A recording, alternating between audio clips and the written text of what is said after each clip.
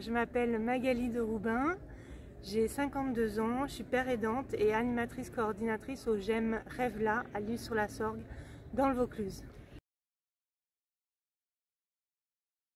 Alors un GEM, c'est un groupement d'entraide mutuelle.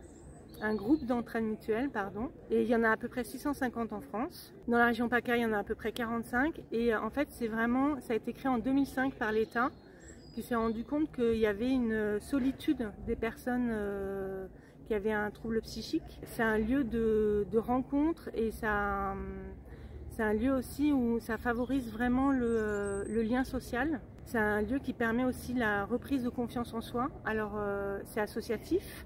C'est l'ARS qui finance les GEM.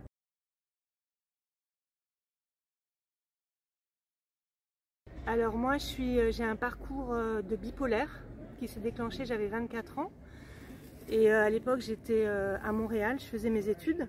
J'ai été rapatriée en urgence au Val-de-Grâce. Depuis la psychiatrie a vraiment évolué. Moi à l'époque on ne savait pas comment prendre en compte, comment traiter mon trouble de l'humeur bipolaire.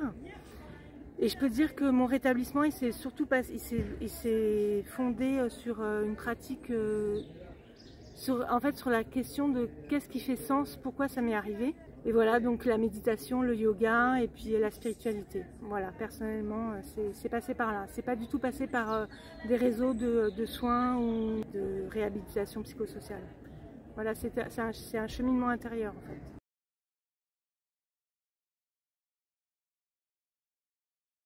C'est ça, je suis animatrice coordinatrice à un temps plein. Donc il faut savoir que la bipolarité, ça a des effets collatéraux comme une fatigabilité ou des troubles alimentaires qui sont provoqués par des médicaments des fois. J'apprends à canaliser mon énergie pour bien faire mon travail.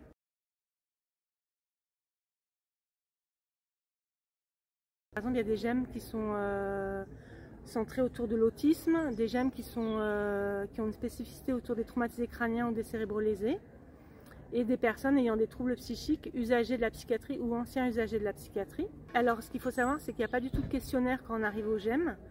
On est orienté soit par un psychiatre, soit par le CMP, soit de bouche à oreille. Il n'y a aucune question. C'est-à-dire que la personne, si elle est là, c'est qu'elle a besoin d'être là. Et voilà. En tant qu'animatrice coordinatrice, j'anime des ateliers avec, on est deux salariés sur le GEM.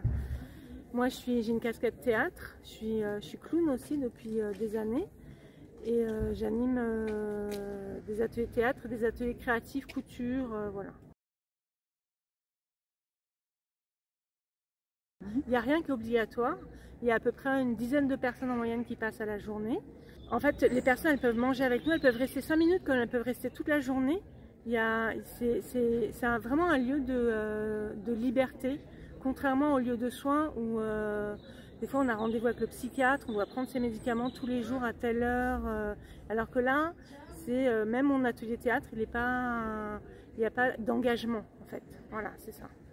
Et c'est ça que je trouve vraiment très beau dans les GEM. Moi, j'ai été présidente d'un GEM quand ça a été créé en 2005. À Alès. Et puis après ça peut être un tremplin aussi, c'est-à-dire que les gens ils vont passer peut-être 6 mois ou 1 an ou 2 mois et après ils repartent. Voilà, il y en a qui restent longtemps, plusieurs années, c'est très variable.